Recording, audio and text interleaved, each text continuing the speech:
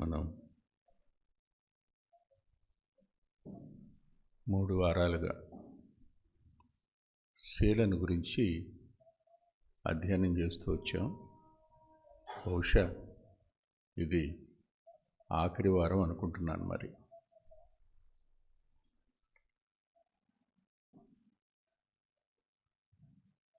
సేవలో కనిపించని సహకారులు చాలామంది ఉంటారు.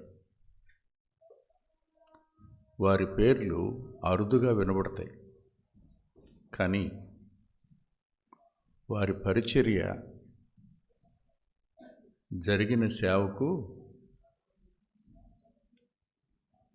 ఎంత త్యాగాన్ని,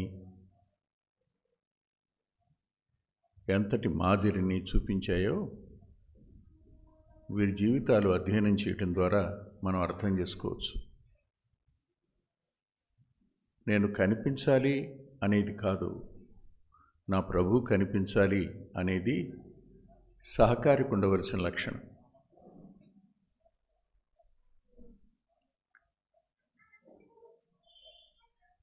మనల్ని కనిపించేట్టు చేయగలిగింది ఆయన. మనంతట మనం కనపడాలి అని అనుకుంటే ఒకనాటికి మనం ఉండం. శీల యెరూషలేములో ప్రముఖుడని చెప్పుకున్నాం. అలాంటి వ్యక్తి బర్నబా స్థానంలో ఏర్పరచబడినవాడై సహోదరుల చేత పౌలుతో సహపనివాడిగా కృపకు అప్పగించబడి పంపబడ్డాడు. వారిద్దరూ కలిసి ఆ మొదటి మిషనరీ జర్నీలో వారు కొనసాగారు. ఈ పరిచర్య కొనసాగింపులో మనకు కొన్ని సంఘటనలు గత 3 వారాల్లో ధ్యానం చేశాం. ఇప్పుడు అపోస్తల కార్యాల గ్రంథం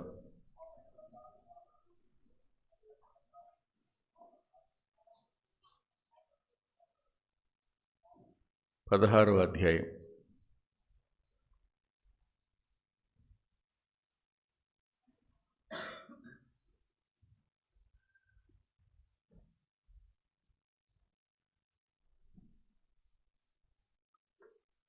ముప్పై 31, 32, 33 వచనాలను అందరం కలిసి చదువుకుందాం. వారిని వెలుపలికి తీసుకుని వచ్చి, అయలారా, రక్షణ పొందుటకు నేనేమి చేయవలెను?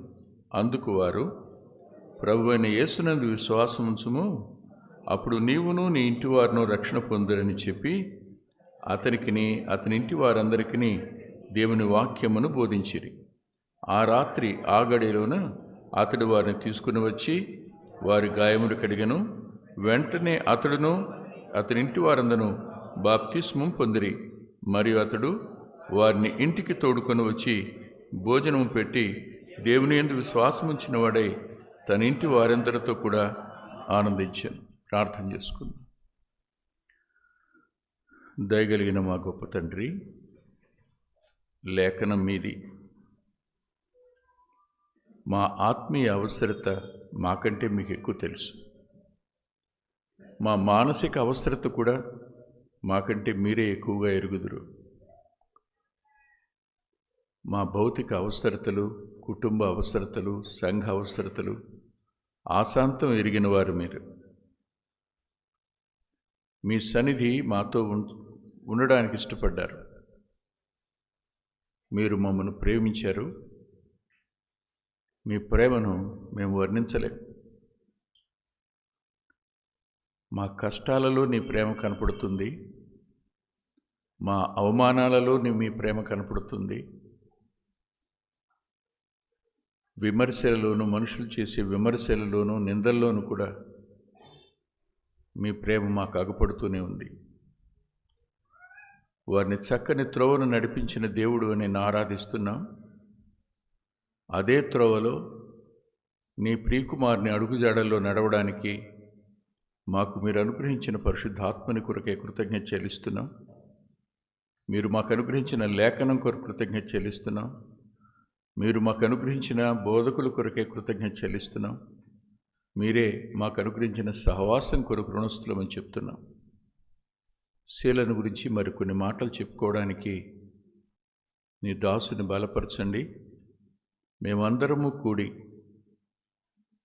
యోగ్యమైన రీతిలో బలలో పాల్పంపులు పొందే కృపనిమ్మని నీ చేతులకే వింటున్న మా ప్రియులందరినీ అప్పగించుకుంటూ నీ దాసుని మరుగుపరచుమని యేసుక్రీస్తు ప్రభువారి పేరిట ప్రార్థిస్తున్నాం తండ్రి. ఆమేన్.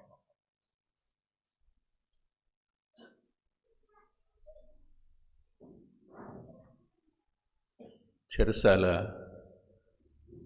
అధికారి దీపం తెమ్మని చెప్పాడు. తీసుకుని వెళ్ళాడు. వెళ్ళినవాడు గడగడగా వణికాడు. వణికి మేమందరం ఇక్కడే ఉన్నామని చెప్పగానే అతడు వాళ్ళకి సాగిలపడ్డాడు. వారిని వెలుపలికి తీసుకుని వచ్చి అన్నప్పుడు వారిని అనే పదం ఎవరున్నారు ఇక్కడ? పౌలు, శీల. వారిని వెలుపలికి తీసుకొచ్చి అందుకు వారిలో ఎవరున్నారు? ఇద్దరు ఉన్నారు.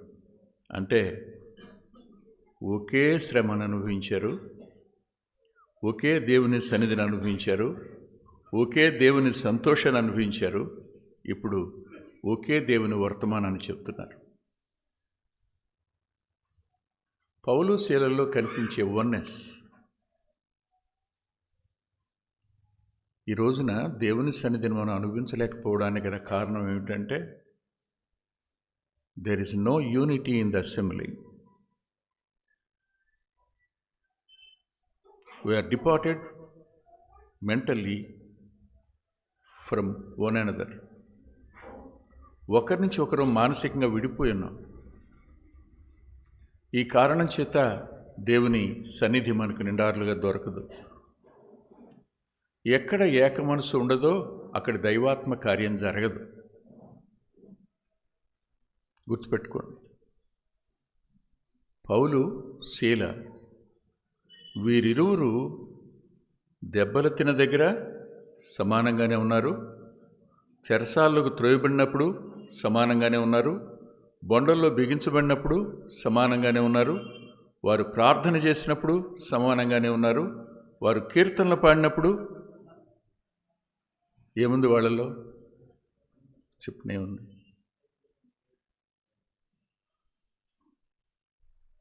మనం కోరుకునే ఏకమనసు ఎక్కడ? ఐశ్వర్యం దగ్గర, సంతోషం దగ్గర, ఆహ్లాదం దగ్గర, ఆనందం దగ్గర మనం ఏకమనసు కలిగి ఉంటాం. కానీ కష్టం దగ్గర, కన్నీటి వద్ద, శ్రమ వద్ద ఉంటామా? చూడండి, ఆదిమ సంఘం శ్రమల గుండా ప్రయాణం చేసినప్పుడు వారిలో ఉన్న ఆ ఏక మనసు, ఏకభావం, ఏక తాత్పర్యం, ఇది పరిశుద్ధాత్ముడు వారి ద్వారా గొప్ప కార్యం చేయడానికి గల కారణం. ప్రభు నామం ఘనపరచబడ్డానికి గల కారణం కూడా అది. వన్నెస్ అనేదాన్ని కాపాడుకోవడం మన పని. శ్రమలు వస్తాయి, సందేహం లేదు. దెబ్బలు తగులుతాయి, సందేహం లేదు. సహించడంలో కూడా వన్నెస్ ఉంది.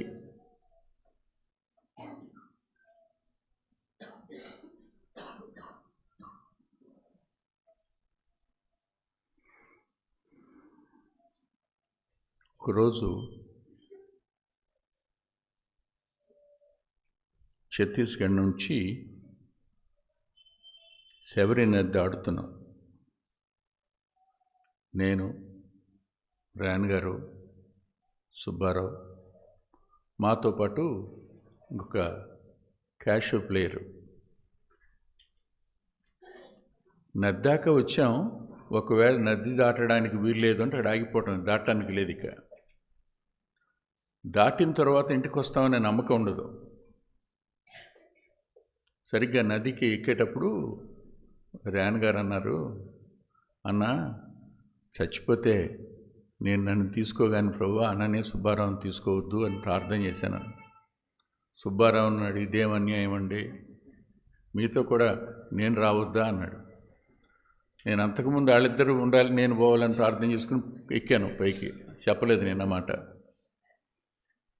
నిజంగానే గడిచిన ప్రతి గంట ఏం జరుగుతుందో తెలియదు. 3 days ఉన్నాం. రిటర్న్ అయిన తర్వాత నది మధ్యలోకి వచ్చాక క్యాష్ యాత్ర అన్నాడు, సార్ బతికితే బలిసాగుదంటానికి ఇంకొకసారి రాను సార్, నేను ఇంకెప్పుడు రాను సార్ అన్నాడు. నా భార్య చెప్తానే ఉందండి, నువ్వు వెళ్ళొద్దయ్యా బాబు అని, నేనే వినకుండా వచ్చానండి. అమ్మ బాబు ఇంకెప్పుడు రానంటే రాను కదూ. నేటి దిన సంఘం శ్రమను ఓరవలేదు, కష్టాన్ని స్వీకరించలేదు, దేవుని నామం పేరిట అవమానాన్ని ఆహ్వానించలేదు. కావాలని శ్రమలు కోరొద్దు, వస్తే కాదనొద్దు. రాని ఎంత శ్రమైనా అని అనొద్దు, వస్తే కాదనొద్దు. వీళ్ళు కావాలనా శ్రమను కోరుకున్నారా? లేదుగా. వారు దేవుని పనిలో శ్రమ కొరకు ఏడవబడ్డారు. సరిగ్గా అన్ని దెబ్బలు తిన్నారు, కలిసి ప్రార్థన చేశారంట, బొండల్లో ఉండి కలిసి కీర్తనలు పాడారంట. అక్కడ ఏం కనిపించింది మనకు? ఏం కనిపించింది? చెరసాల మొత్తం, చెరసాలందరికీ సువార్త అందిందా? అందరూ ఎవరి దగ్గరికి వచ్చారు? పౌలు శీల దగ్గరికి వచ్చారు కదా. అప్పుడేగా పెద్ద భూకంపం, మహాభూకంపం అంటాం. ఆ తరువాత ఈ చెరసాల అధిపతి లోపలికి వచ్చాడు. లోపలికి వచ్చి వీళ్ళని చూసి వీళ్ళు చెప్పిన మాటకి సాగిలపడ్డాడు. వెలుపలికి తీసుకొచ్చాడు. ఎందరినీ? ఇద్దరిని. మిగతా వాళ్ళందరూ చెరసాలలో ఉన్నారు. వాళ్ళకి అందవలసిన సువార్త అందింది. నేను ఇలా అనుకున్నాను, దేవుడు చేసిన కార్యం ఆ రాత్రి ఆ చెరసాలలో ఒక్కడు కూడా విడిచిపెట్టబడి ఉండడు అన్నమాట. మాదిరిగా చెరసాల అధిపతి ఇంటిని చూపించారు, కానీ చెరసాల్లోనూ ఉన్న వారందరూ మీకు గుర్తులేదా? పౌలు రోమ్కి వెళ్తున్నప్పుడు ఈ ఓడలోని వారందరూ అనలేదా? అదే రీతిగా ఈ చెరసాలలోని వారందరూ అని మనం అనకూడదా? శ్రమలు అనేక ఆత్మల రక్షణ కోసం దేవుడు సంఘానికి అనుమతిస్తాడు. అనేక ఆత్మలు ప్రభు తట్టుకు ఆకర్షించబడడం కొరకే ఆయన అవకాశం ఇస్తాడు. దానిని ఏక మనసుతో అనుభవించగలిగినప్పుడు మనం దైవాత్మ కార్యాన్ని తప్పకుండా చూస్తాం. వారు వెలుపలికి తీసుకురాబడ్డారు. తీసుకురాబడిన తర్వాత అడిగిన మొట్టమొదటి ప్రశ్న ఏమిటి? అయ్యలారా,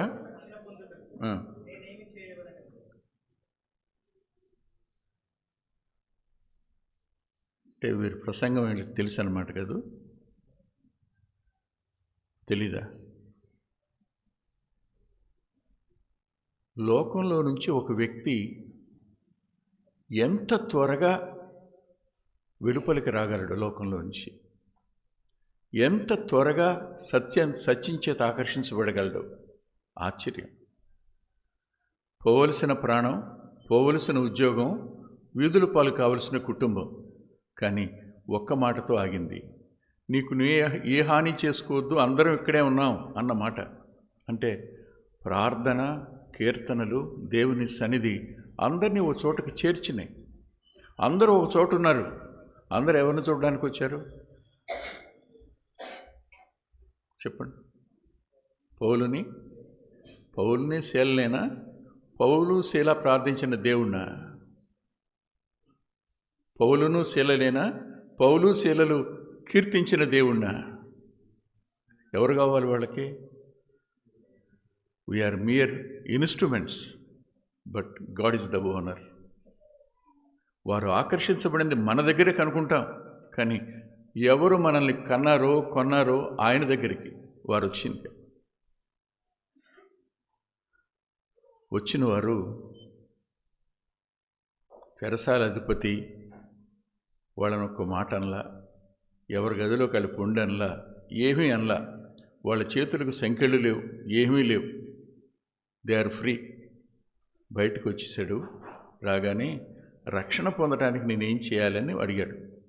అడిగినప్పుడు ఇద్దరూ ఏకకంఠంతో, వారు అని రాశాడు, ఇద్దరూ ఏకకంఠంతో ఒకే మాట చెప్పారు. అంటే సువార్త చెప్పే దగ్గర కూడా ఒక ఏక మనసు.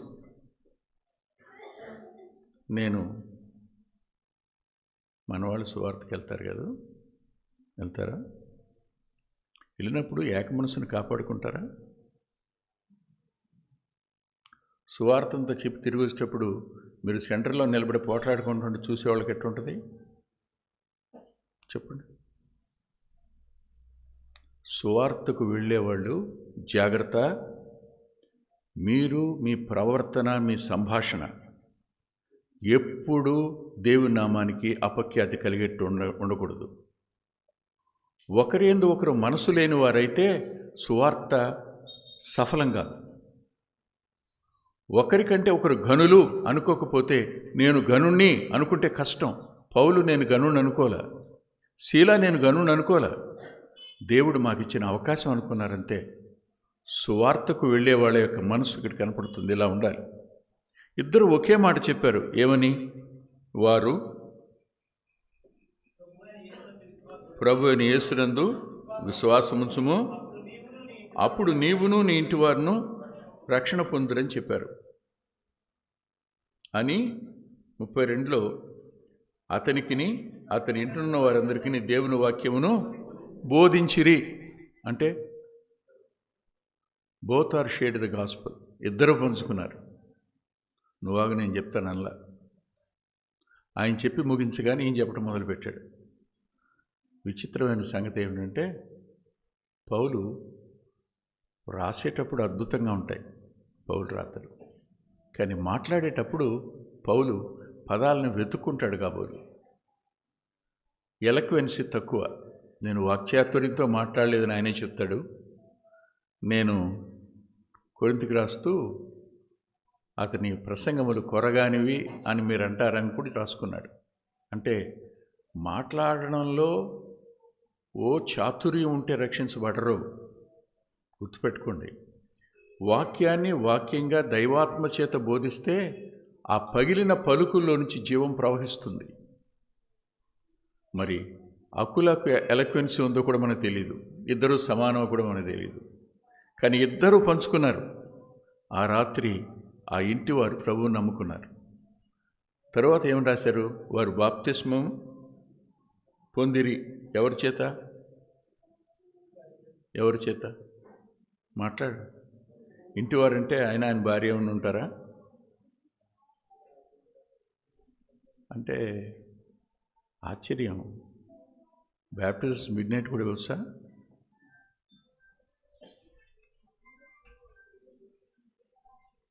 సాయంకాలం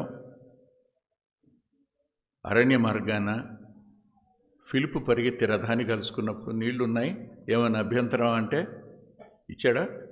ఇచ్చిన తర్వాత మళ్ళీ కలుసుకున్నాడా? మళ్ళీ వీళ్ళు కలుసుకుంటారా? ఏమో తెలియదు.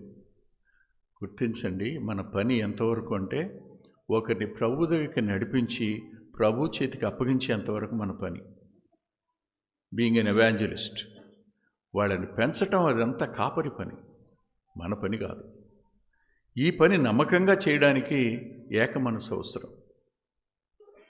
అక్కడ రాసిన మాట అంటే 33లో ఆ రాత్రి ఆ గడియలోనూ అతడు వారిని తీసుకొని వచ్చి వారి గాయాలు కడిగాడు. ఎవరు? ఇప్పుడు జైలు అధికారి ఏమయ్యాడు? ఎవరికి? పౌలుకి, శీలకి ఏం చేసేవాడయ్యాడు? పరిచర్య చేసేవాడయ్యాడు కదా. ఎలా సాధ్యమైంది? ఒక రోమా అధికారి సామాన్యంగా ఉండడు. ఒక ఆఫీసర్ అతను ఏం గుర్తించాడు?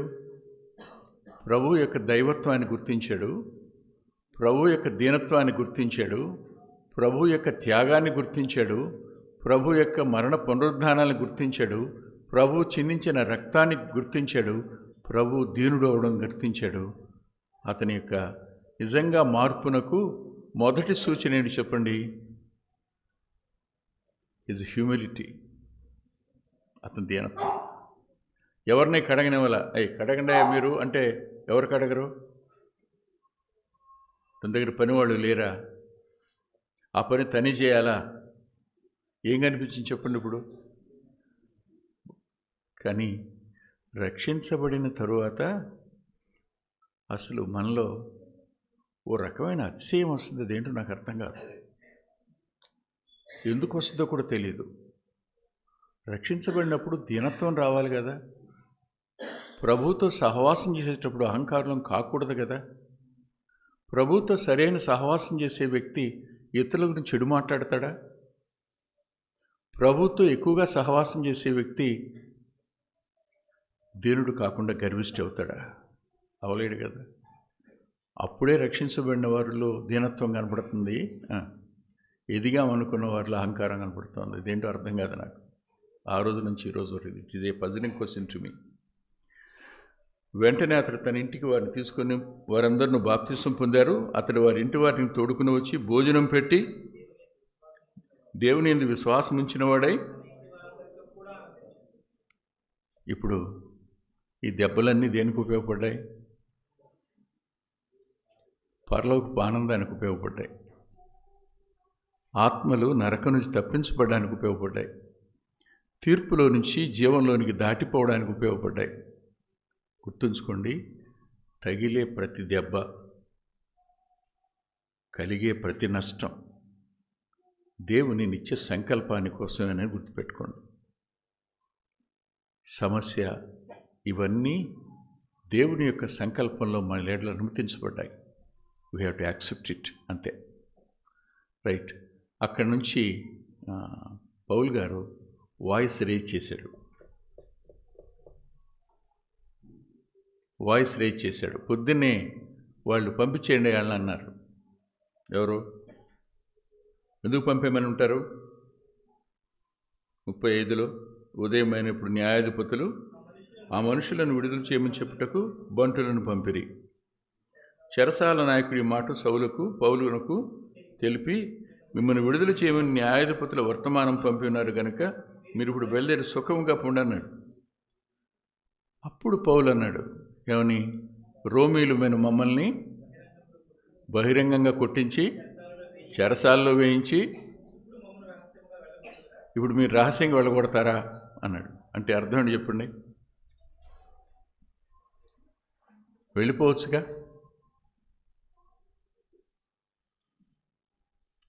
మనకు ఇచ్చినటువంటి ప్రివిలేజ్ని ఎప్పుడు ఉపయోగించుకోవాలి, ఎప్పుడు ఉపయోగించకూడదో మనకు తెలియదు. సహజంగా ఆ న్యాయాధిపతులు కొడుతున్నప్పుడే తిరగబడి ఉంటే ఈ కార్యం జరిగేది కాదు. అక్కడ చెప్పలేం మేము రోమీలు అని. విడుదల చేయమని ఆజ్ఞ వచ్చిన తర్వాత చెప్తున్నారు. ఏమని? మేము రోమన్ సిటిజన్స్ అయ్యా అని. ఎందుకని చెప్పండి? ఎందుకని? డిఫరెన్స్ ఏంటి? జ్ఞాపకం పెట్టుకోండి. దేవుడు శ్రమను అనుభవించినప్పుడు బేషరతుగా అంగీకరించిన వారు, విడుదలను అంగీకరించినప్పుడు మాత్రం బేషరతుగా అంగీకరించాల.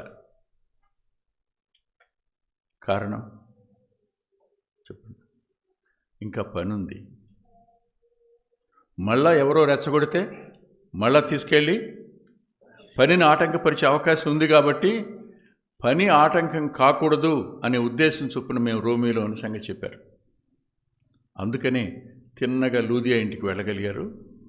లూదియా తన ఇంటిని సేవ కోసం ఉపయోగించిందో ఏమో, అక్కడ వాళ్ళని ఆదరించి బలపరిచి బయలుదేరారని రాస్తుంది. వీళ్ళు ఈ మాట చెప్పేటప్పటికి న్యాయాధిపతులకి భయం వచ్చింది. వాళ్ళు వచ్చి సాగనంపారు. ఎక్కడ సాగనంపాలి చెప్పండి? వీళ్ళు ఎక్కడికి వెళ్తారో అక్కడ వెంట వెళ్ళాలండి. ఇప్పుడు రాజలాంఛనాలతో వచ్చారన్నమాట బయటికి. ఆశ్చర్యం కదా.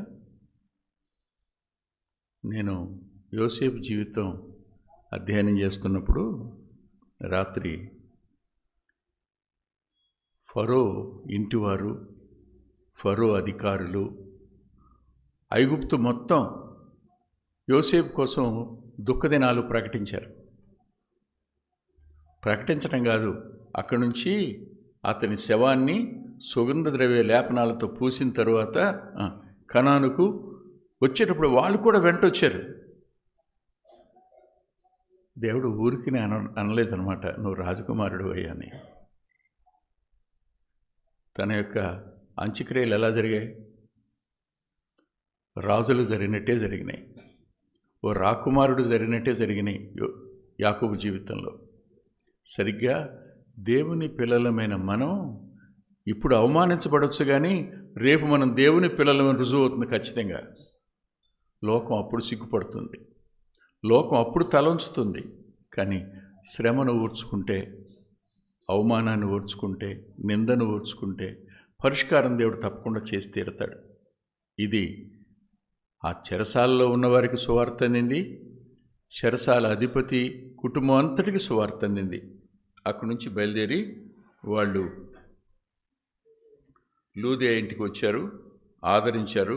అక్కడి నుంచి బయలుదేరారా 40వ వచనం కనపడింది. ఇప్పుడు 14వ వచనం దగ్గరికి వద్దాం. 17వ అధ్యాయం దగ్గరికి వద్దాం. 17వ అధ్యాయంలో దయచేసి చూడండి, 4వ వచనం. వారిలో కొందరును భక్తిపరులకు గ్రీస్తులో చాలామందియు, ఘనత గల స్త్రీలలో అనేకులను పౌలుతోనూ శీలతోనూ కలుసుకొనిరి. ఇది తెస్సలోనిక. వీళ్ళు తెస్సలోనిక అనే ప్రాంతానికి వచ్చారు. వచ్చిన వాళ్ళు మొదటి వచనంలో ఉంటుంది తెస్సలోనికకు వచ్చిరని. తెస్సలోనికలో సంఘం ప్రారంభమైంది. ఉందెవరు? 2 వ్యక్తులు. తిమోతి కూడా వచ్చాడని రాసి ఉంటుంది కదా, ఇద్దరితో కలుసుకున్నారని రాశాడు. అంటే ఏ సేవ ఒక్కడితో జరగదు. One man show is not at all biblical. గుర్తుపెట్టుకోండి, సేవ అనేది ఏ ఒక్కడి సొత్తు అయితే అది దైవికమైన క్రమం ఎప్పటికీ కాదు. సేవలో సహకారులు ఉంటారు, సేవ కోసం ప్రార్థించేటువంటి మరుగైన వాళ్ళు ఉంటారు, సేవను అత్యధికంగా ప్రేమించి ప్రోత్సహించే వాళ్ళు ఉంటారు. 2 కనపడ్డారు. 2 ఎంతమంది అయ్యారు ఇప్పుడు కలుసుకోగానే? తెస్సలోనికలో సంఘం అనేది స్థాపించబడుతుంది. ఇప్పుడు సంఘం ప్రారంభమైంది. ఎంతమందో, కొన్ని వారాలలోనే ఇంతమంది కూడుకోవడం అనేది ఎలా సాధ్యమవుతుంది అనేది still it is a question. చెప్పండి. పౌలు శీలలు ఎప్పుడు తర్కించుకోలే. పౌలు శీలల్లో ఎవరు ఉన్నతం ఎవరు నిమ్నం అనే ఆలోచన రాల, ఎవరు గొప్ప ఎవరు తక్కువ అనే ఆలోచన రాల. తన స్థానంలో తానుండి ఎవరికి వారు పనిచేయడానికి సంకల్పించారు, కలిసి పనిచేయడానికి సంకల్పించారు. నాకు బాగా జ్ఞాపకం, నియర్లీ 40 years అయి ఉంటుందేమో, ఇంకా ఎక్కువ ఉందో గుర్తులేదు. మీటింగ్కి వెళ్ళి వాక్యం చెప్పేటప్పుడు ప్రజలు కన్నీటితో ప్రభు దగ్గరికి వచ్చేవారు. ఎంతమంది అంటే ఊహించడం కష్టం. అంతమంది ఏడుస్తూ ఆ కాలువ గట్టు వెంట ఇప్పటికీ నాకు గుర్తు. చాలా చిన్నోడిని నేను. జక్కయ్యని పిలిచిన దేవుడు నిన్ను కూడా పిలుస్తున్నాడు అన్నాను. ఒక పెద్ద ఆవిడ ఆ కాలువ గట్టు వెంట పడుతూ లేస్తూ పరిగెత్తుకుంటూ వచ్చి గావురుమని ఏడ్చి, అయ్యా జక్కయ్యని పిలిచినట్టు నన్ను కూడా పిలిచేవయ్యా అని గావురు అంది. ఆమె గావురుమని ఎప్పుడందో ఈ మొత్తం పందిరిలో ఉన్నవారంతా గావురుమన్నారు. ఎలమర్రు మధ్యలో కాలం ఉంటుంది, ఇటుపక్కలో ఒక ఆమె అంట. ఆమె కర్ర తీసుకుంటే ఎవరు ఆగరంట. అటుపక్క ఒక ఆమె కర్ర తీసుకున్న ఎవరు ఆగరంట. ఆ ఇద్దరు ఆ రోజు రక్షించబడ్డారు. ద వెరీ నెక్స్ట్ ఇయర్ జరిగింది ఏంటంటే, ఒక అతను సాక్ష్యం చెప్తే ఇంకొక అతను అన్నాడు, అన్న ఇతను అసలు బ్రాహ్మణి కానే కాదు, బ్రాహ్మణ్ చెప్పుకుంటున్నాడు అంతే అన్నాడు. కుర్రాడు బ్రాహ్మణ్. క్యాస్ట్ అనే డిఫరెన్స్ ఎక్కడొచ్చిందో అక్కడి నుంచి నా కళ్ళతో నేను చూశాను, పరిశుద్ధాత్మదేవుడు కార్యం లేదు అక్కడ. సంఘం లోపలికి కులాలు వచ్చి, సంఘం లోపలికి బంధుత్వాలు వచ్చి, సంఘం లోపలికి రాజకీయాలు ఎప్పుడొస్తాయో అక్కడ దేవుని సన్నిధి ఉండడం ఆగిపోతుంది. దేవుని జీవం ఉండదు. అది హోరేబే, కానీ ఆ సన్నిధి మోషేకి లభించింది. అది హోరేబే, దేవుడు అక్కడ మాట్లాడాడు, దేవుని స్వరం ఉంది. కానీ వారు కదిలి వెళ్ళిపోయిన తర్వాత హోరేబుకి గొప్ప ప్రాధాన్యత లేదుగా. అంతే, సంఘాలకు కూడా ఏముండదు. వన్నెస్ని కాపాడుకోవడం అనేది మన బాధ్యత. తొందరపడి మాట్లాడేవాళ్ళు ఉంటారు, వారిని క్షమించాలి. అర్థం చేసుకోకుండా మాట్లాడేవాళ్ళు ఉంటారు, వారిని క్షమించాలి. వారిని కలుపుకుని ప్రయాణం చేయడం అనేది మన పని. మా ర్యాన్ గారు ఎవరి మీద కోపం వచ్చిందనుకోండి, వెంటనే సెల్ ఫోన్ నుంచి నెంబర్ తీసవతలు వారేసేవాడు. ఇంక మళ్ళీ వాళ్ళతో మాట్లాడడం లేదు, ఏమీ లేదు. ఒకరోజు నా మీద కష్టం వస్తే ఎవరికి ఫోన్ చేసి చెప్తాడో తెలిసైనా కిరణ్కి ఫోన్ చేస్తాడు. కిరణ్కి ఫోన్ చేసి, ఏంటి కిరణ్ బాబు నాన్న అటువంటి వాళ్ళని వాళ్ళతో మళ్ళీ మాట్లాడతాడు, ఎందుకు మౌనంగా ఉండొచ్చు కదా, అసలు పట్టించుకోవద్దు, వదిలేసేమని చెప్పండి అనేవాడు. ఈయన అనేవాడు, అన్న మీరే చెప్పలేనప్పుడు నేను చెప్పగలనా అని అనేవాడు. అంటే ఎంత చెప్పలేను నాన్న, నేను ఎదురు చెప్పలేను అని. చివరికి ఒకరోజు నాయుడుపేటలో డిస్కషన్ వచ్చింది. అజయ్ ఉన్నాడు, వీళ్ళందరూ ఉన్నారు. ఉండి, అసలు ఏంటయ్యా అన్న, వాళ్ళు ఎంత చేసినా ఇంకా వాళ్ళు వస్తే మాట్లాడుతుంటాడు, నేను మాట్లాడిన పుణ్యంటే పోలేదా? నేను గవ్వాలని అన్నాను, తమ్ముడా ఒకవేళ నీలాగా మనం అందరినీ డిలీట్ చేసుకుంటూ పోతే నువ్వు నేనే మిగులుతాం, ఎవరు ఉండరు. ఎంత బాధపడిపోయాడు ఆ మాటకి. కానీ ఒకటి, 26 సంవత్సరాలు నాతో స్వార్థరహితంగా కంటికి రెప్పలాగా కాస్తూ నాతో ఉన్నవాడు ర్యాన్. ఆయన కారులో ఉంటే ఆయనకి నిద్రపోమనేవాడండి. ఎప్పుడు నిద్రపోయేవాడిని. మందిరాన్ని కూడా ఆయన పట్టించుకునేవాడిని కాదు.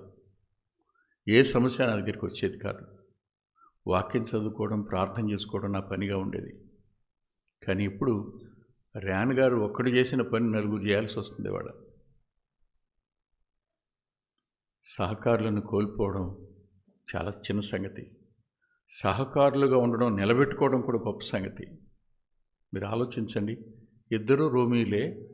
ఆ మాట శీలా అనలేదు, పౌలు అనలేదు ముందు, కానీ తర్వాత అన్నారు. అన్న తరువాత వెళ్ళి వాళ్ళని ఆదరించి బలపరిచి రావడానికి అవకాశం దొరికింది. అక్కడి నుంచి తెస్సలోనికి వచ్చారు. తెస్సలోనికి వచ్చిన తర్వాత అనేకులు గ్రీకులు, స్త్రీలలో ఘనమైన వాళ్ళు వీళ్ళతో కలుసుకున్నారు. ఏమైంది చెప్పండి? సంఘం ప్రారంభమైంది. కొన్ని వారాలకే అక్కడి నుంచి అర్ధరాత్రి వెళ్ళిపోవాల్సిన పరిస్థితి ఏర్పడింది. చూడండి.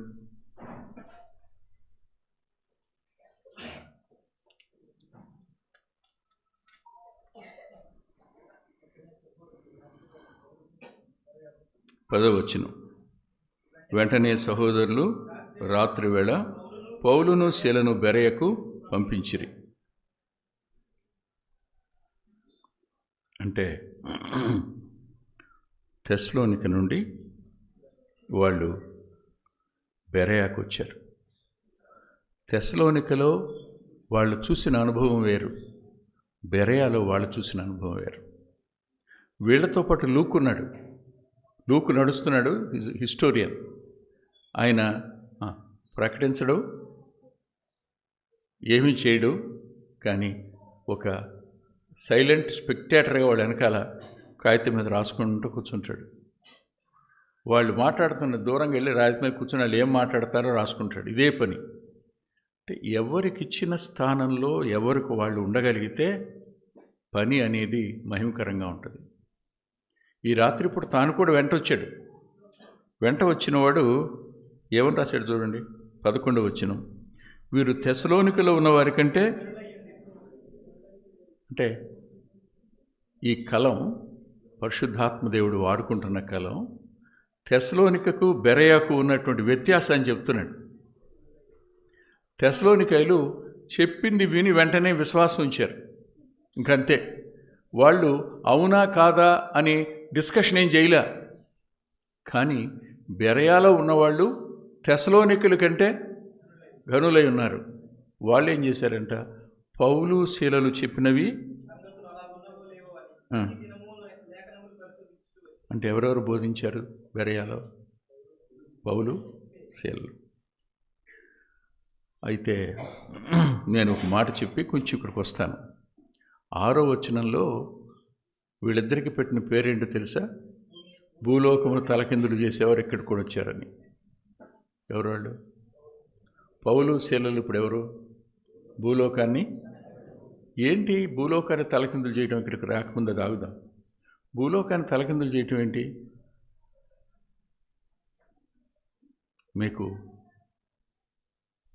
ఎస్తేరు గ్రంథం జ్ఞాపకం ఉందా? హామాను రాజుతో అంటాడు, వీళ్ళ విధులు సమస్త జనుల విధులకు వేరుగా ఉంటాయి. వీళ్ళ విధులు సమస్త జనుల విధులకు వేరుగా ఉంటాయని. ఈ ఇల్లు కట్టిన మేస్త్రి గారు చెప్పాడు, సార్ ఇది ఈశాన్యం, ఇటుపక్కన వంటగది ఉండడానికి వీలేదన్నాడు. ఏ అన్న, వంటగది పెడితే అంతే అందరూ రోగాల పాలైపోతారు, చచ్చిపోతారండి, అసలు పెట్టకూడదన్నాడు. నిజమా? సరే కానీ అన్న. అక్కడే వంటగది పెట్టా. సంవత్సరాల కాలం అక్కడ నియమవల. అంటే మనం అంతా ఎవరు చెప్పండి? అందుకనే మా నాన్న అనేవాడు, ఎత్తుమతం వీడికి భలే పేర్లు పెట్టాడు మా నాన్న. ఎప్పుడు నడిచి వెళ్తున్నప్పుడు నేను కిందకి చూసుకునేవాడిని కాదు, ఆకాశం అంక చూసేవాడిని. కాబట్టి మొత్తం 10 గోళ్ళు ఊడిపోయినాయి. పాప మా ఆయన రుద్దేవాడు, కుంకుటికాయ తీసుకుని ఆ కుంకుటి రసం తీసి రుద్దేసి కట్టి అనేవాడు, మీద మొహవాడా అనేవాడు. అదే మా నాన్న తిట్టిన తిట్టు. ఆ తర్వాత ఇడు ఎటు మొత్తం వాడమ్మాడు అనేవాడు. నిజమే, రెట్ట మొత్తం ఎత్తు మొత్తం కానీ అది. ఇవన్నీ ఎలా ఉంటాయి? క్రీస్తు ప్రభు బోధించిన బోధ కూడా సంపూర్ణంగా యూదుల బోధకు భిన్నంగా ఉంది. వాళ్ళు చేసిన ప్రతి తప్పును ఎత్తి చూపించేదిగా ఉంది. లోక ప్రమాణానికి దైవిక ప్రమాణానికి వ్యత్యాసం ఏంటో మీకు చెప్తాను. ఆయన సహజంగా మనకు తెలిసి బాగా డబ్బున్నారనుకోండి, వాళ్ళని ఏమనుకుంటాం మనం? They are blessed. అంతేగా? ధనవంతుని చూసి మన ఉద్దేశం ఎలా ఉండదు చెప్పండి? ఏం చెప్తాం బాబాయ్, గోల్డెన్ స్పూన్తో పుట్టాడు కూడా అంటాం. కానీ ఆ రోజు ప్రభు చెప్పాడు, అతడు ధనవంతుడు, ఊదారంగు వస్త్రాలు ధరిస్తాడు, సనపునారు బట్టలు కలిగి ఉంటాడు, బహుగా సుఖపడుతుంటాడు అన్నాడు. అంటే సహజంగా ఏమి అర్థం? అలా ఉన్నవాడు, దీవించబడినవాడు ఖచ్చితంగా పరలోకంలో ఉంటాడనేది ఆనాటి యూదుల అభిప్రాయం. ఇవాళ క్రైస్తవుల అభిప్రాయం కూడా అదే. కానీ అలాంటి వాడు నరకానికి పోయాడని చెప్పాడు. ఏమవుతుంది చెప్పండి? ఇప్పుడు లోక ప్రమాణాలను తలకిందులైపోలా. ఆస్తిని బట్టి, ఐశ్వర్యాన్ని బట్టి, ఆరోగ్యాన్ని బట్టి. అంటే ఇప్పుడు ఈ ధనవంతుడికి ఏమున్నాయి? ఆస్తి ఉంది, అన్నదమ్ములు ఉన్నారు, బలగం ఉంది, తర్వాత ఆరోగ్యం ఉంది. నాకు తెలిసి ఒక్కరోజు కూడా క్యాస్ట్ ట్రబుల్ రాలేదనమాట. ప్రతిదినం సుఖపడ్డం అంటే అసలు కడుపు జబ్బే లేదు. ఫారిన్ మిషన్ అనమాట. 1 గంటకి తిన్న అరుగుద్ది. మనం 11 గంటలకి తింటే అయిపోయినట్టే మనం కదా. అది కూడా లేదు అతనికి. ఇది ఆశీర్వాదం అంటే అని లోకం అనుకుంటున్నప్పుడు ఆ ధనవంతుడు నోట చెప్పాడు, బాబు అది కాదురా, మారు మనసు పొందకపోతే నా వెనకాల ఇంకా 5 వాళ్ళు కూడా ఎక్కడికే వస్తారు, మారు మనసు పొందడానికి ఎవరైనా పంపించడం ఆయన అని అబ్రహాముని అడుగుతాడు. ఇప్పుడు ఏమైంది చెప్పండి? లోకం ఆలోచించే ఆలోచన మొత్తం తిరగబడింది. అందుకనే లోకమును తలకిందులు చేయవారు అనే మాట దేవుని అనుచు యేసుక్రీస్తు ప్రభు అనుచరులకు వచ్చింది. ఆ పేరు మొట్టమొదట పౌలు శీలలతోనే ప్రారంభమైంది. ఎక్కడన్నారో తెలియదు కానీ రాయబడింది వాళ్ళ గురించి. వీళ్ళు చెప్పే ప్రతిదీ ప్రభుని గురించి చెప్తారు. ఆచారాలు లేవు.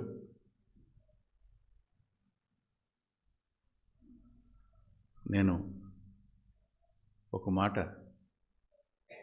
సాహసించి చెప్తాను. నూతన నిబంధన సంఘం పునాది క్రీస్తు ప్రభు. మారు మనసు, పాపక్షమాపణ, బాప్తిస్మం, బల్ల, సహవాసం, బోధ, సువార్త ప్రకటన, ఇది పునాది. పునాది అంటే ఇటుపక్క చాపలేసి మధ్యలో రెడ్ కార్పెట్ పరిస్థితి అది కాదు. అది క్రమం అని ఎక్కడే చెప్పాల. ఇది లేదు ఇవాళ. మనకు వరకు మనం చూసుకుంటాం. సువార్త ప్రకటించే భారం అంత కాదనుకుంటాం. మన వరకు జాగ్రత్తగా ఉన్నాం అనుకుంటాం. కానీ ఎదటి వారి కష్టాన్ని మన కష్టం అనుకోం. మనదంతా ఒకే దేహం, ఒకే ఇది. ఎవరికైనా కష్టం వస్తే ఏమవుతుంది చెప్పండి. నేను నిన్న భలే షాక్ గురయ్యాను. ఇక్కడ ఒక ఆఫీసరు వాళ్ళ పిల్లలకి ఒక డాక్టర్ గారు కావాలంటే నాకు తెలిసిన డాక్టర్ అయిన హోమియో డాక్టర్ గారు పాల్ మార్టిన్ అని. ఆయనకు నేనంటే ఇష్టం, నాకు ఆయనంటే ఇష్టం. కానీ మేము ఎప్పుడు కలిసి ప్రయాణం చేయలే. ఇక్కడ ఉండగా వెళ్ళేవాడిని. విజయవాడ కూడా ఒకరిద్దరిని తీసుకుని వెళ్ళాను. ఎలా పరిచయం అని చెప్తాను. తమ్ముడు వేణు ఉంటాడు కదా, ఆ తమ్మునికి స్పాండాలైటిస్ వచ్చింది. ఇక మెడ తిరగదేక పట్టేసింది. మెడ మొత్తం ఎముకలు గట్టిగా పట్టేసే ఇట్టగా ఉంటే ఇటు తిప్పలేడు. అప్పుడు కోటయ్య హోమియో స్టోర్కి వెళ్ళాడు. తగ్గిపోతాయని మందు ఇచ్చాడు కోటయ్య.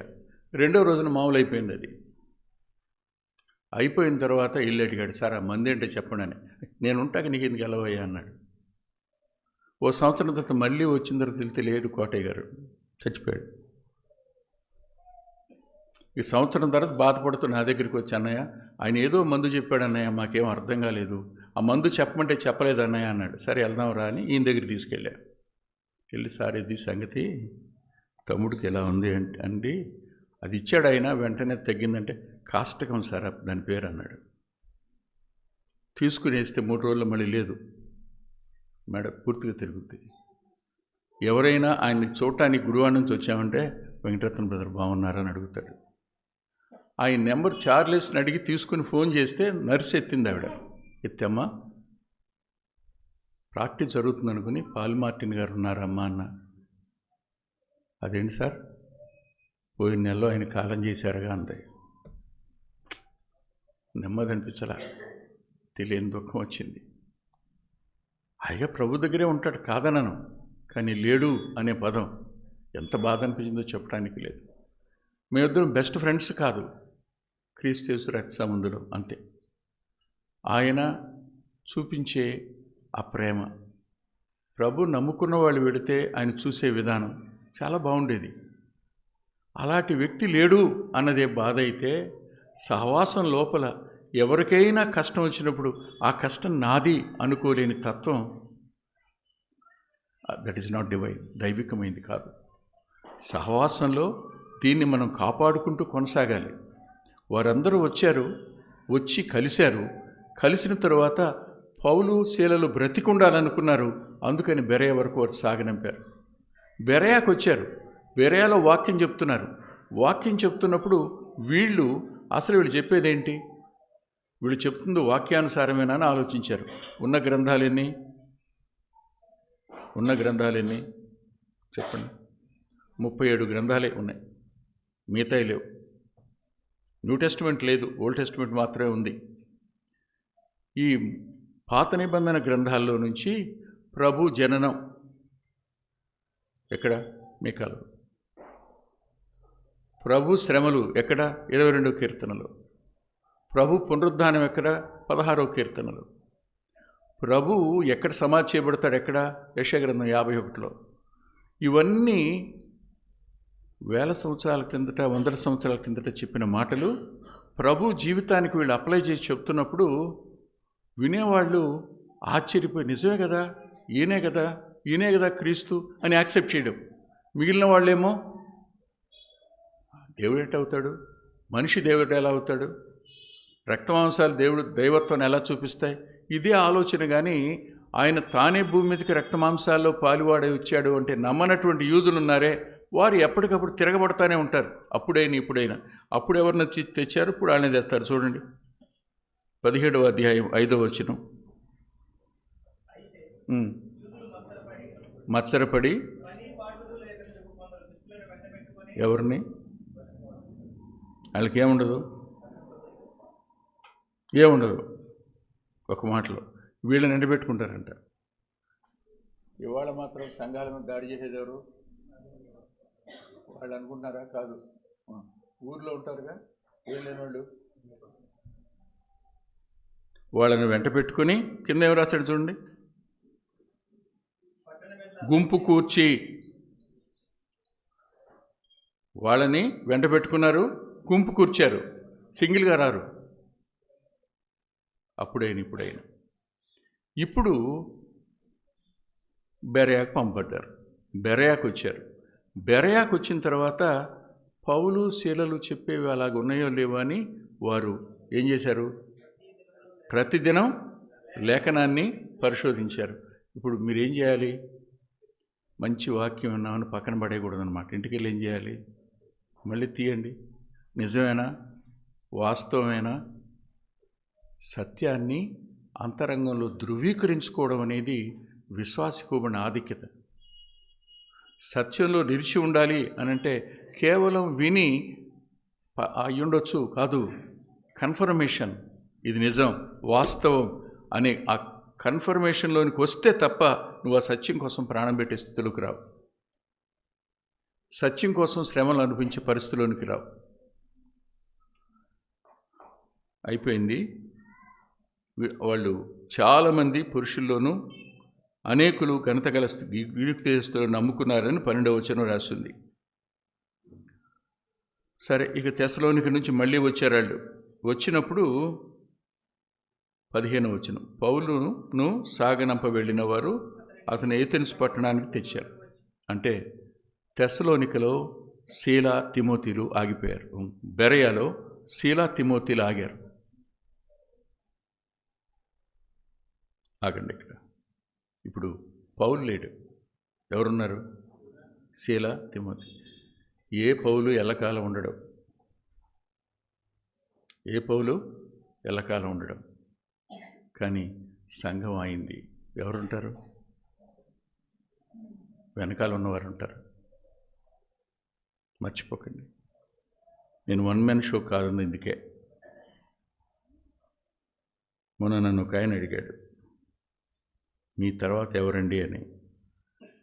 నేను ఆల్రెడీ అప్పగించేశానండి అన్నా. సరే, వీళ్ళని అప్పగించారు, మరి సేవకుల సంగతి ఏంటండి అన్నాడు. వాళ్ళని కూడా అప్పగించేశానండి. వాళ్ళని నడిపించే వ్యక్తి వేరు, ఇక్కడ నడిపిస్తున్న వ్యక్తి వేరు. ఇది స్థానిక సహవాసం, అదేమో మనతో కలిసి జరుగుతున్న సేవ. తెలియకుండానే, అర్థం కాకుండానే అప్పగించడం జరిగిపోయింది ఎప్పుడో. పౌలు ఉండడు, వెంకటరత్న కూడా ఒక రోజు ఉండడు. కానీ మీరు సహవాసంతో, మీలో ఉన్న సహకారులతో కలిసి ప్రయాణం చేయడం అనేది ఆత్మీయత. ఇప్పటికీ బక్సింగన్ లేడు, సహవాసాలు లేవా? ఉన్నాయిగా. చార్లెస్ స్పర్జన్ లేడు, సహవాసాలు ఉన్నాయిగా. ఉన్నాయి.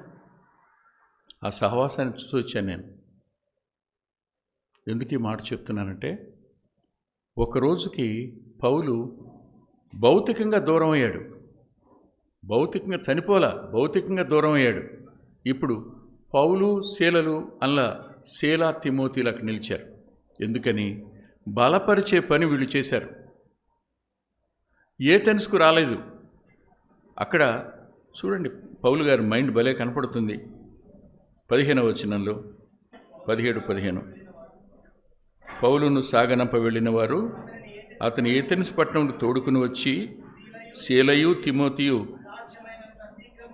సాధ్యమైనంత శీఘ్రముగా అతని ఎదుకు రావాలను. ఇక్కడ మీకేమర్థమైంది? ఏమర్థమైంది? సాధ్యమైనంత శీఘ్రంగా వాళ్ళని నా దగ్గరికి పంపించన్నాడు. అంటే అర్థం ఒక్కని వల్ల కాదయ్యా, ఎవరుండాలి?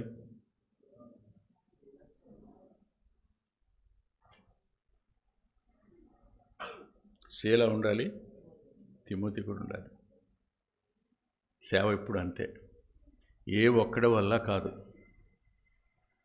చాలాసార్లు సార్ మీ పుస్తకాలు చదువుతుంటాను సార్, భలే ఉన్నాయని అంటారు. నాకు నవ్వు వస్తుంది. నా పని ఎంత అందులో? రాయటం వరకే. ఆ తర్వాత పని అంతా ఒకరా ఇద్దరా? నెలనైనా మ్యాగజైన్ వెళ్తుంది, ఎంతమంది పని చేస్తున్నారు? 2 నెలలకు ఒకసారి నెలవంక వెళ్తుంది, ఎంతమంది పని చేస్తున్నారు చెప్పండి? సువార్తకి ఎంతమంది వెళ్తున్నారు?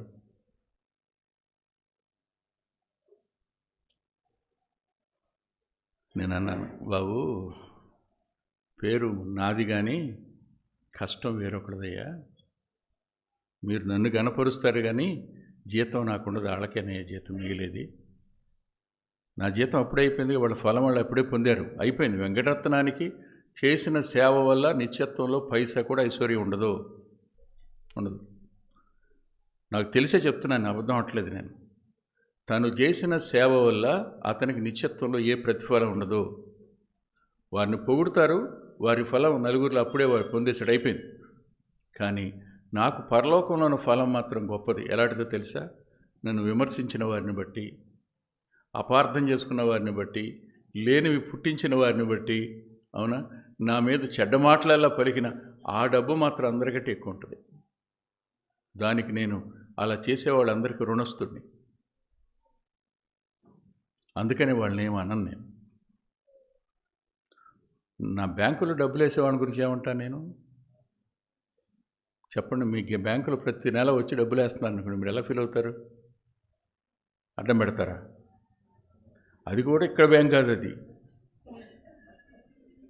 స్విస్ బ్యాంకులో నీ అకౌంట్లో వేస్తుంటే ఎలా ఫీల్ అవుతావో పరలోక బ్యాంక్ అకౌంట్ పెంచుతున్నారు వాళ్ళు. కాబట్టి మనం ఒక్కరి వల్ల కాదు ఇది. విమర్శించేవాళ్ళు కూడా మేలు చేసేవాళ్ళే మనకి, మర్చిపోకండి.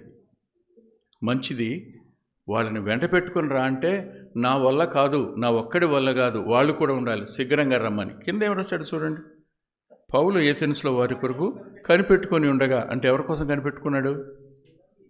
శీల కోసం, తిమోతి కోసం. అంటే శీల కొరకు కనిపెట్టిన పౌలు, శీల తిమోతిలు రావాలని ఎదురు చూసిన పౌలు.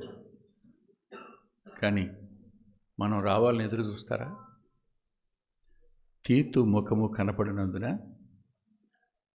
సువార్త ద్వారాలు తెరిచి ఉన్నా నేను అందులో అడుగు పెట్టలేకపోయినా అంటాడు పౌలు.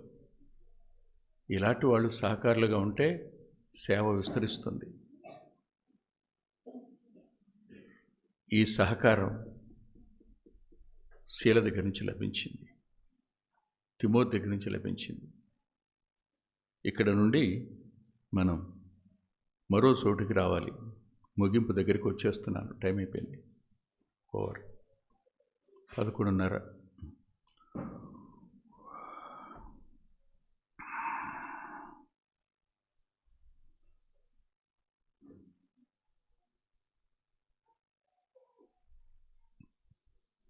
పద్దెనిమిదో అధ్యాయం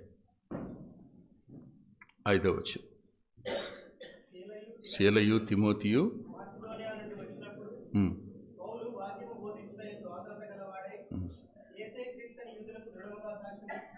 సార్ అంటే ఆజ్ఞ పొంది బెరయా సంఘస్థుల్ని బలపరిచి తిరిగి పౌలు దగ్గరికి వచ్చాడు శీల. తిమోతిని వెంట పెట్టుకుని వచ్చాడు, కలుసుకున్నప్పుడు ఏం జరిగిందో మీకు తెలుసు. తర్వాత ప్రభు మాట చొప్పున పౌలు గారు ఆగాడు. లేకపోతే చాలా తీవ్రమైన నిర్ణయం తీసుకున్నాడు పౌలు గారు. 18వ అధ్యాయంలో చూడండి. 6-7 వచనాలు.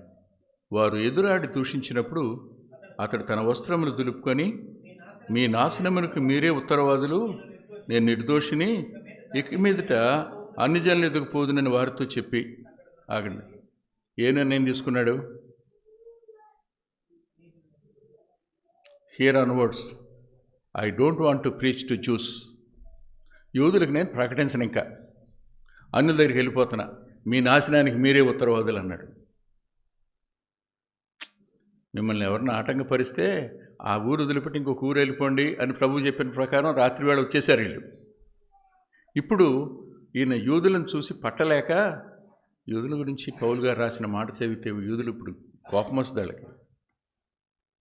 ఆ రెఫరెన్స్ చూపించలేండి, బాగోదు, ముందుకెళ్ళిపోదాం. ఇక్కడ పౌలు గారు తీసుకున్న నిర్ణయాన్ని వీళ్ళు కూడా వినుంటారుగా. ఏమనలా, ఎదురు చెప్పలా, కామ్గానే ఉన్నారు. సైలెంట్గా మాసిదోనియానికి వెళ్ళొద్దు అన్నప్పుడు వీళ్ళు కూడా పౌలు వెనకాలే వెళ్ళారు. ఇప్పుడు నేను మానేస్తాను అన్నప్పుడు కూడా మౌనంగానే ఉన్నారు. వీళ్ళ స్వరాలే వినపడలా. కానీ ప్రభు మాట్లాడాడని ఉదయకాలం వాళ్ళతో చెప్పుంటాడు. ఏమని మాట్లాడాడని చెప్పుంటాడు చెప్పండి. 9వ వచనం, రాత్రి వేళ దర్శనమందు ప్రభు, నువ్వు భయపడక మాట్లాడు, మౌనంగా ఉండొద్దు, నేను నీకు తోడుగా ఉన్నాను, నీకు హాని చేయుటకు నీ మీదకి ఎవడూ రాడు, ఈ పట్టణం నాకు బహుజనమును పౌలుతో చెప్పగా. అవునా, ఈ నిర్ణయం తీసుకున్నాడు. కానీ జరిగింది ఆశ్చర్యం ఏంటో తెలుసా? 8వ వచనం చూడండి. ఆ సమాజ మందిరపు అధికారిని క్రిస్పు తన ఇంటి వారందరితో కూడా ప్రభునందు, అంటే కొన్ని నిర్ణయాలు మనం తొందరపడి తీసుకుంటాం చెప్పనని, కానీ మనం చేసిన పని వల్ల యూదుడు సమాజ మందిరపు అధికారి అంటే జూయే కదా, అతని ఇంటి వారందరితో కూడా రక్షించబడ్డాడు. నిర్ణయానికి విరోధంగా దేవుని కార్యం జరిగింది. ఇక్కడే ఉండు, నువ్వు ఈ పట్టణంలో చాలామంది ఉన్నారు అన్నప్పుడు పౌలు శీల అక్కడే ఉన్నారు. ఉన్నప్పుడు ఎంతకాలం? 1 సంవత్సరం మీద 6 నెలల కాలం ఉన్నారు. ఇది కొరింథు, ఇది కొరింథీ. ఇది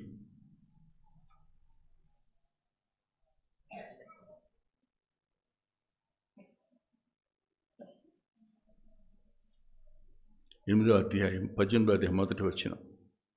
ఏథెన్సు నుంచి బయలుదేరి కొరింథుకు వచ్చి, ఇది కొరింథు. కొరింథులో ఇప్పుడు చూడండి, కొరింథీయులు రాసిన 2వ పత్రిక 1వ అధ్యాయం 19వ వచనం. గతంలో చూసాం మనం.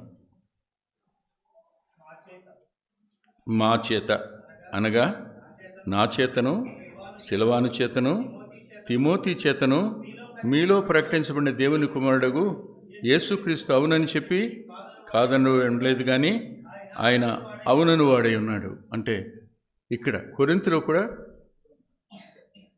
కలెక్టివ్గానే పనిచేశారు. పౌలు ప్రకటించాడు, శీలా ప్రకటించాడు, తిమోతి కూడా మాట్లాడేవాడయ్యాడు. ఎక్కడ? కొరింథులో. ఇంతకుముందు తిమోతి మాట్లాడినట్టు ఎక్కడ ఉండదు, కొరింథులోనే మాట్లాడినట్టు ఉంటుంది. Takes time. మన అంత్యోకులో కొంతమందికి చాలా కష్టం వస్తుంది.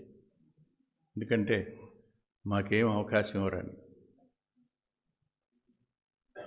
ఏమో సహవాసానికి వచ్చాక 7 ఏళ్ళు కూర్చున్న సందర్భాలు ఉన్నాయి. రేణు గారిని 10 సంవత్సరాలు కూర్చోబెట్టాం. సేవకులో ఎవరైతే ఉండి కొంచెం మంచి సాక్ష్యం సంఘంలో ఉంటారో వాళ్ళకి అవకాశం అదే వస్తుంది, సందేహం లేదు. ఇక్కడ తిమోతి కొరింథుకు వచ్చే వరకు ఏం మాట్లాడలా, ఇప్పుడు మాట్లాడాడు అనిపించింది. వాస్తవం, బాగుంది. ఇప్పుడు నేను ఆఖరి మాట చెప్పడానికి ముందు నాకు కొన్ని మాటలు మీతో చెప్పాలని కొరింథీ పత్రికలోనే చూడండి. 4వ వచనం, 1:4. దేవుడు మమ్మును అన్నప్పుడు ఎవరున్నారు? ఇప్పుడు మా వలన అన్నప్పుడు నా వలన, సిల్వాను వలన, తిమోతి వలన అన్నాడు కదా పైన. మమ్మును ఏ ఆదరణతో అన్నాడు. మమ్మును అన్నప్పుడు ఎవరున్నారు? ముగ్గురు ఉన్నారు కదా. ఆదరించడానికి శక్తి గలవారమైనట్లు ఆయన మా శ్రమ అంతటిలో మమ్మను ఆదరించున్నాడు. శ్రమపడ్డారు, ఆదరించబడ్డారు. చూడండి. 5, క్రీస్తు యొక్క శ్రమలు మా యందు ఎలాగ విస్తరించున్నవో అలాగే క్రీస్తు వారి ఆదరణయు మాకు, మేము శ్రమ పొందినను మీ ఆదరణ కొరకు రక్షణ కొరకు పొందుదుము. మేము ఆదరణ పొందినను మీ ఆదరణకై పొందుదుము. ఈ ఆదరణ మేము కూడా పొందుచున్నట్టి ఆ శ్రమల వలన ఓపికతో సేవించుటకు కార్యసాధకమైనది.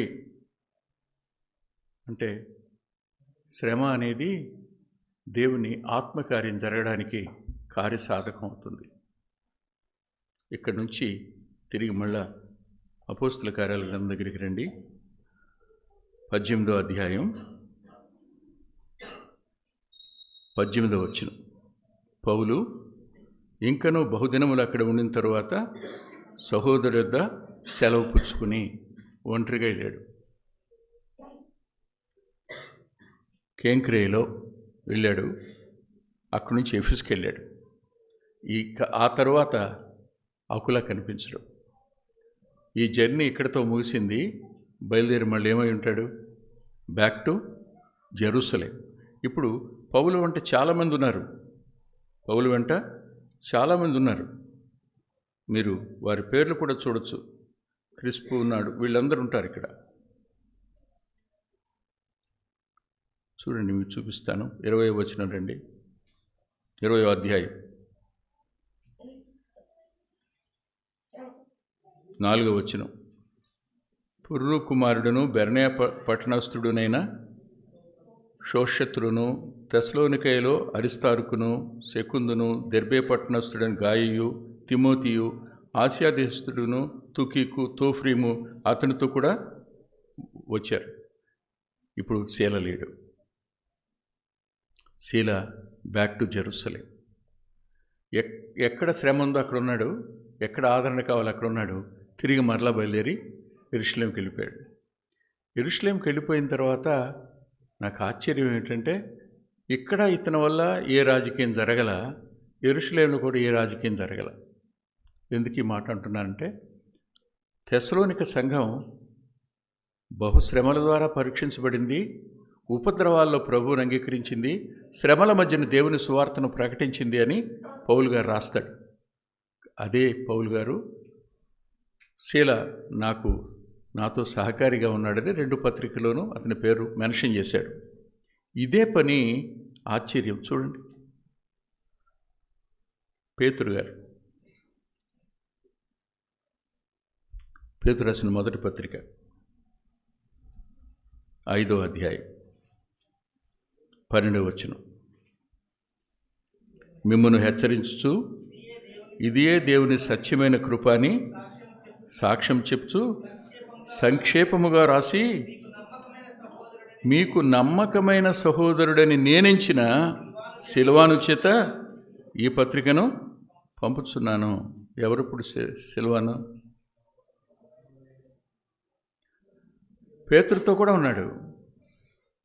అంటే ఆఖరి వరకు నమ్మకంగా జీవించినవాడు సిల్వాను. ఇది మీకు తెస్సలోనిక పత్రిక AD 51లో రాసింది. 1 పీటర్ AD 64లో రాసింది. క్రీస్తు శకం 51లో తెస్సలోనిక పత్రిక రాయబడింది. క్రీస్తు శకం 64లో పేతురు ఈ పత్రిక రాశాడు. ఈ మధ్యకాలం అంతా ఎక్కడున్నాడు? Is in the fellowship. తన గురించి ఎక్కడ చెప్పుకున్నట్టు కనపడలా. తన స్థానంలో తాను మరుగైపోయే వ్యక్తులు వీళ్ళు. ప్రభువును మాత్రమే చూపించడానికి ఇష్టపడేవాళ్ళు. కానీ మనకు వాళ్ళకి ఉన్న వ్యత్యాసం ఏమిటంటే, వాళ్ళు ప్రేమించడం తెలిసిన వాళ్ళు, ఎదుటి వ్యక్తిని గౌరవించడం తెలిసిన వారు, ఘనపరచడం తెలిసిన వారు, ప్రభువుకు మాత్రమే మహిమ చెందేట్టు జీవించడం తెలిసిన వారు. మనం శ్రమలో నిలబడం, అవమానాల్లో నిలబడం, ఏక మనసును కాపాడుకో. మన నోటికి ఏమొస్తుంది మాట్లాడతాం. మన ఇష్టానుసారంగా జీవించడానికి మనం తిరిగేదో శరీరానికి రుణస్థులు ఉన్నట్టుగా ప్రవర్తిస్తుంటాం. వీటన్నిటి విషయంలో పశ్చాత్తాపడి రొట్టెలోను ద్రాక్షరసంలోను పాల్గొనడానికి ప్రభు తన కృపను మనకు అనుగ్రహించునుగాక. ప్రార్థన చేద్దాం. ప్రార్థన చేసుకుందాం. మహోన్నతుడు అయిన మా తండ్రి, పరిశుద్ధుడు అయిన దేవా, శీలను గూర్చి, అతని పరిచర్యను గూర్చి, పౌలు గారికి ఏ విధంగా సహకారిగా ఉన్నాడు, శ్రమ దగ్గర, ఆదరణ దగ్గర, పరిచర్యలో పౌలు వెంట నడిచినటువంటి వాడిగాను, తనను తాను ఎక్కడ ఎక్స్పోజ్ చేసుకోకుండా ప్రభువును కనపరిచేటువంటి వాడుగాను, తన యొక్క విశ్వాసయాత్రను కొనసాగించినటువంటి వాడిగాను నీ దాసుని నోట నుండి మాకు చెప్పిన విధానాన్ని బట్టి మీకు స్తోత్రాలు. ప్రభువా, వాక్యం ద్వారా మమ్ములను మేము సరిచేసుకోవటానికి, ఆ యొక్క అడుగుజాడలో నడవటానికి మీ కృపను దయచేయమని మా ప్రభును ప్రియరక్షకుడునైన యేసుక్రీస్తు వారి నామమును బట్టి అడిగి వేడుకొనుచున్నాము తండ్రి. ఆమేన్.